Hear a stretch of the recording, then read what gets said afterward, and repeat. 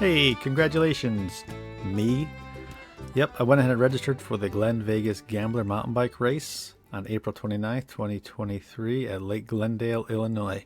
Now, this is the event I've been talking about and working towards for the past 6 or 7 weeks, ever since I finished the Dirty South.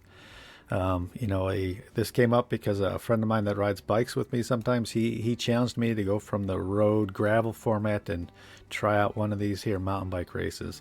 So I had to change a few things about my training and where I trained, and I had to make a few changes to my bike in order to prepare for this. So all that's been done. I've done a bunch of work to prepare for this, so I went ahead and put down my money and registered for the event. Let me show you a little bit about registration. Like I said, you'll have about a week out from the event, so there's still plenty of time to register. But don't wait too long. They like to know who all is going to come, and I don't know if there's a closing date on the registration process. I'll put a link to the webpage in the description so you can register there. I wanted to show you a little bit about the webpage here. I want to note that the proceeds from this will support future trail building and maintenance by the Shawnee Mountain Bike Association. So trails like this exist because of the SMBA, and it will continue to support the trails that are here and also create additional trails down the road. Let me show you. If you sign up here, or you can click on the sign up over here, it'll take you to the registration page. It's very simple. It doesn't take me long at all to register. When you go through, it'll have you select one of the categories, and these are the 5 choices here. I want to show you about those a little bit. So the beginner is a 1-lap event. It's around 8 or 9 miles. The sport is 2 laps, and the expert is 3 laps. So around 24 miles, around 16 miles, and around 8 miles. If you're a novice or you want to get out here, you ride some mountain biking, not a lot of it, a beginner is probably a good place for you. If you've got a mountain bike and you've done mountain bike racing and your endurance is good, your fitness is good, certainly sport. This is what I signed up for right here. Not because I'm a good mountain biker, but I think my fitness can support that kind of distance. And then expert, of course, you guys know who you are, and girls, of course. So definitely not me yet. So this is me right here, the 2-lap event sport category. Like I said, the others are down here. Consider, if you're a mountain biker or you have a mountain bike and you've always wanted to check this place out, this is a perfect time to go do this. Don't call it a race, call it a chance to learn the trails at Lake Glendale, because the trails are not marked yet. Support for races like this and events like this will help with getting the signage out there in the future. But right now they're not marked, and I went out there and rode last weekend. I'm going to show you a little bit, tell you about my experience. But this is a perfect opportunity when it's going to be a supported race. Trails will be well marked. There'll be people giving directions or signage for directions. There'll be a lot of mountain bikers on the course. So if you're interested in biking out there, if you ever thought about it, this is a great chance to do that. The event does have a Facebook page as well, and you can see more information there. So I want to tell you a little bit about my experience going out there just recently to pre-ride this course for the first time. So here's some screenshots from my very first time going out there, April 15th, right here. I went out there solo, but I met a gentleman in the parking lot named Ken. I asked him some questions. He had a nice mountain bike, looked like he knew what he was doing. And well, he did know. He knew exactly where he was going. He's biked these areas a lot. Hasn't done this race a lot, but he had a pretty good idea of where the race was going to go. So he volunteered to, maybe I peppered him with enough questions that he had enough concern for me that he took me under his wing and took me out for about half of this course. And then he went another direction, but kind of gave me directions on how to get back. I also had the GPX file that I downloaded to my Wahoo Element Bolt. And those two things together got me through this successfully the first time. I'll say successfully, meaning I made it back before the storms came in that evening. So Ken followed, led me all the way through to about, I don't know where we were, over here somewhere, maybe in here. But the start and stop of the race should be over here by this parking lot. Because that section of the park is closed right now at this time of year, I had to start and stop in this corner. So the slight variation is for next weekend is going to be that we start and stop there. You can see around 15 miles total I covered that day. Pretty slow average for me. I was a little apprehensive on some sections, and I'll explain those in a second. Using that GPX file and following the trail of breadcrumbs on my computer, some computers will give you a real nice path to follow. The Wahoo Element, was the first time I ever used that, and so what would happen is I'd go wrong direction, and it'd give me some red beeps, and it'd say, nope, other way, and then turn around, and I'd go the other way and say, nope, not that way either. But it was a delay. About 50 meters later is when it would tell me I was going the wrong direction. And you can see that I get these little outriggers back and forth trying to figure out where the right section is. I did make one mistake. The GPX file did allow me to go along the upper bluff section. Where is that? Right here. I was supposed to be on the lower bluff section, which I think is down here, and I accidentally was on the upper bluff over here. So I need to go back and hopefully soon get out there and check out this section right here. And I want to re-ride some of these sections over here, because I was really kind of holding back through this area because some of those are kind of steep and kind of chunky. And I think being on a hardtail is bouncing me around a little bit more than I enjoyed. So I want to go back and check out some of those sections again. And then also, like I said, ride the lower bluff section over here, because I hear it's a little technical and I need to learn it. The good thing about riding somewhere new for the first time is you go out there and you set a whole bunch of PRs. So that makes you feel good at the end of the day.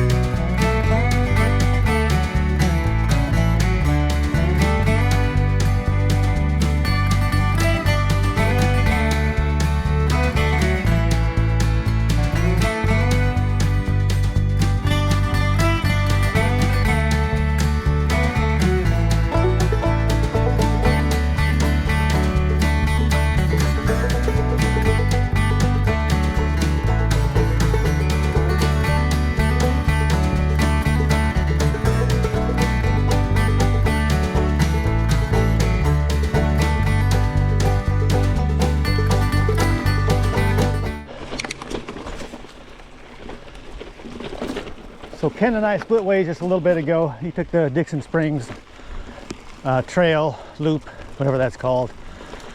He was really trying to convince me I needed to go since I was out there, and I believe it must be a really good trail. So I promised him I'd get out there eventually and ride it, but today I really need to focus on this trail. So Ken, I'll get out there sometime this spring, because so far I'm really enjoying these trails here. And I definitely want to come back, unless I have a really bad crash, and then I'll never want to come back. Oh, I'm just kidding. This is my first time using the GPX data and following the trail of breadcrumbs on my Wahoo. I looked at videos on that and I wasn't real sure how it would work for off-road stuff. And I get about 50 meters on the wrong trail, it'll start flashing red lights on top there. I wish it would beep also, but it just starts flashing and it'll start putting me off the breadcrumb line there. So it's a pretty okay feature. I won't call it a great feature, but I think it's going to help me finish this successfully by myself, because there are a lot of side trails and nothing's marked. Even if I had a map, I don't think it would help me much, because you can't see any big features in the distance to stay oriented very well. So grateful for Ken taking some time, getting me out here, getting me started. And he was pointing out the other trails as we went past them and the names. And let's see, splitting the road. That's the one where I was supposed to go right.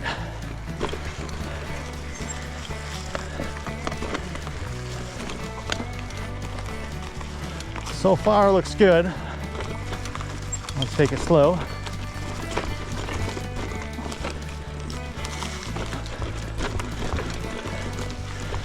Yep, looks like I'm on the right track here. Then, oh, I don't know, right turn? Huh.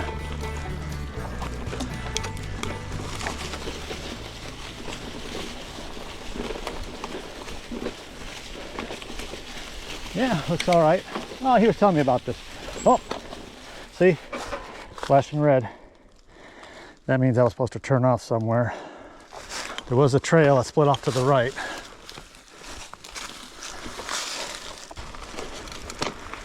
I can't tell. No. Wow.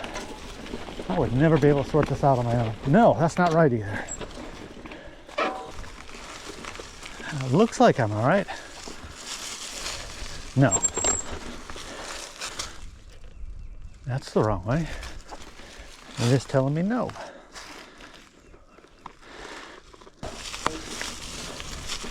Oh, it gave me greens there. Didn't give me it the first time.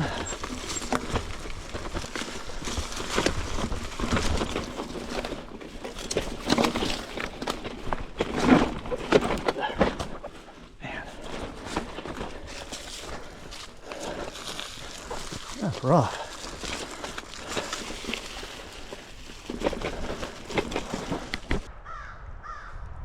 Well, I finished my first lap around Lake Glendale, around the race course. That took a long time. I had Ken to help me through getting out to the far side, and then I used my waypoints to get back. That wasn't easy.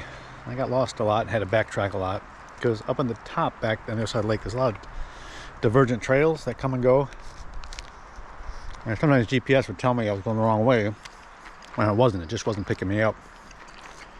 So it took a while. And I was taking it easy. Got some food.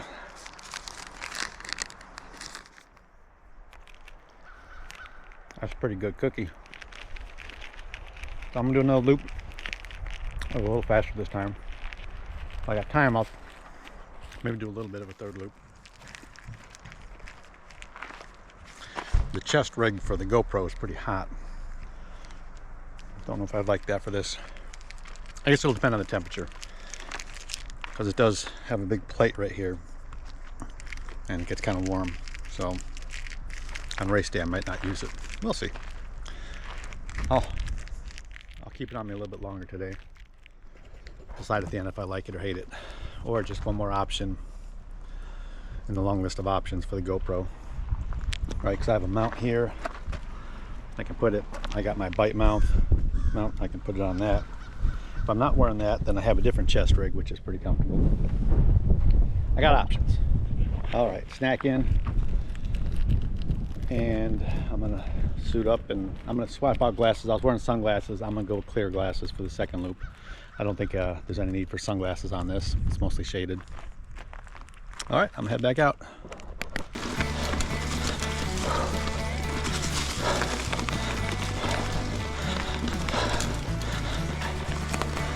The GPS doesn't give me breadcrumbs now. It gives me a black line that I've already ridden.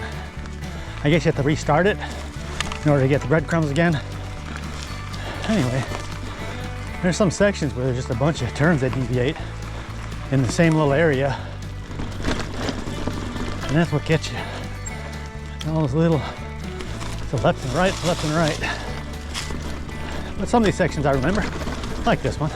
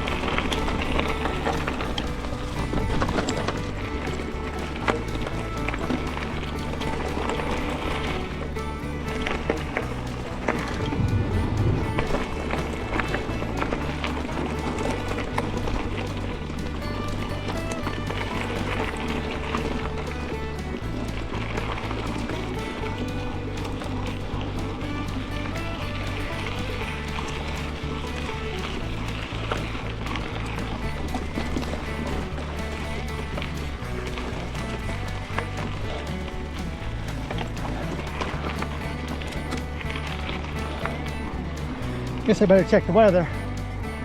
Looks like rain.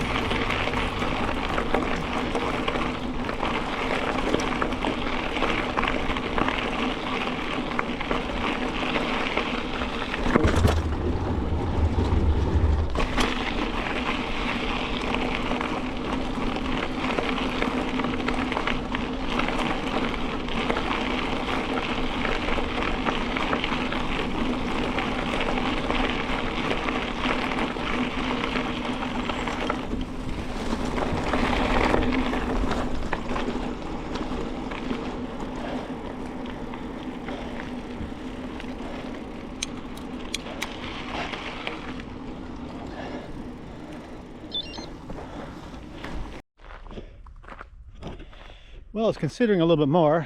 I've got energy for a little bit more. I'm at 15 miles, I did 2 loops. But you might hear it.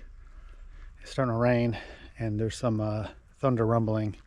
Doesn't sound like it's too far away, so I guess that's gonna be it. Finished 2 laps. Still got lost a little bit on the second time around, even with my GPS on and having ridden it once. Some of those sections are pretty difficult to navigate. I would never try this just with a map or anything like that. It's a little bit too difficult. There's no landmarks. There's no. It's not easy. So we'll definitely bring a friend. The GPS helped. I could have done it by myself with just the GPS, I think, but it was hard to learn how to use that at the same time using it in a brand new place. So I don't recommend that either. I was glad to have Ken out here to help me out. I appreciate you getting me started on the right path and talking mountain biking with me. And I think that's it. I gotta head home, load up before it really starts to rain hard. It's starting to sprinkle. All right, I'll see y'all later. Next video I'm probably gonna do will be of the race itself. Unless there's something really interesting and novel between now and then, the next one will be the race here at beautiful Lake Glendale, GlenVegas. Hope to see you there.